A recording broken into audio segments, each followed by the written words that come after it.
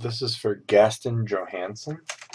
Um, and so the first and foremost thing that I would say right off the bat is that you really want to work on your anatomy and proportions.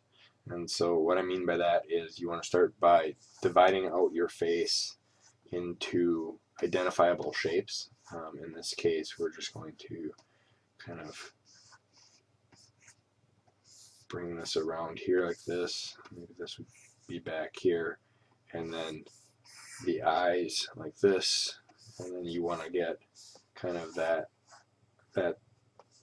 frontal plane, if you will, of your face. Now yours isn't too bad, but the problem is your face is way too wide, and the neck would actually probably come back here and be much more forward, like so.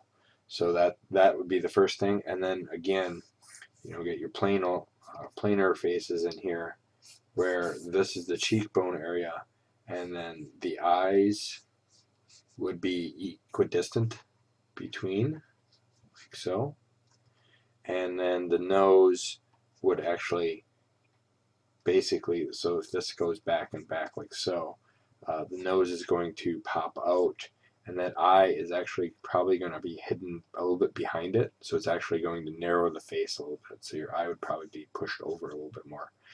And then from the centers down, that's the width of the mouth. So just things like that need to be adjusted. Okay, basic proportions on most anatomy books will show you that. All right, so that being said, one of the things that you need to understand is you're starting to get the form down, especially around the nose, but the problem is you're not getting the form anywhere else. And so what I mean by that is you need to set up, usually the problem with most of us is we pick this reference that is frontal photography flashed, or front flash photography. And so what that basically means is it's blurring out the light. Okay, so all your shadows and all that stuff, they're disappearing. They're so it's hard to see the form, especially as an artist. It's hard to see the form. However, if you get like one lighting source, so say you've got one lighting source up here, what you're going to do then is you're going to get a shadow in other locations. Now, the way this looks, you've got the light source coming this way, so I'm just going to kind of adjust that accordingly. So that being said, you've got the dark shadows here, and what I would say is you want to add the dark, and change that to an actual brush like this, so that you want to add the dark shadows here where the side of the face comes in, like this, like this. It would be on the side of the nose. It's going to be on this side here, over here. So all this darkness, and this is where the dark comes here, all this darkness on this side basically gives that light and shadow a lot more form. And then that being said, you've got your highlights here, which are going to, especially if it's on the side of the face, you're going to get the brighter lights here. You're going to get brighter lights here. You're going to get it on the chin. You're probably going to get a cast shadow from the hair coming down onto the face. And then you can use this to also create a cast shadow of the nose, like so. So you see I'm just dividing these sections up between light and dark. That being said, you're going to get a darker, we go even darker. You're going to get darker upper lips, and then again I'm going to just make that wider than what they are. And then the lower lip here, you're going to get a darkness patch under there. And depending on how thick her lips are, it depends on the shadow there. So those are going to kind of give you that. You're also going to get shadows under the eyes, where the eyes actually bulge out. And then on the cheek here, depending on how much light, you could get a nice shadow going up here, and then possibly even some here as well.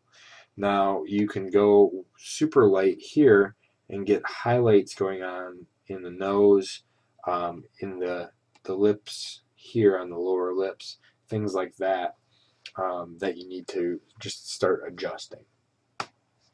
That being said, then, since you've got the darks on the lips, you're probably going to get a little bit darker over here, but not as dark as the upper lip, because you're getting light bounce and stuff like that.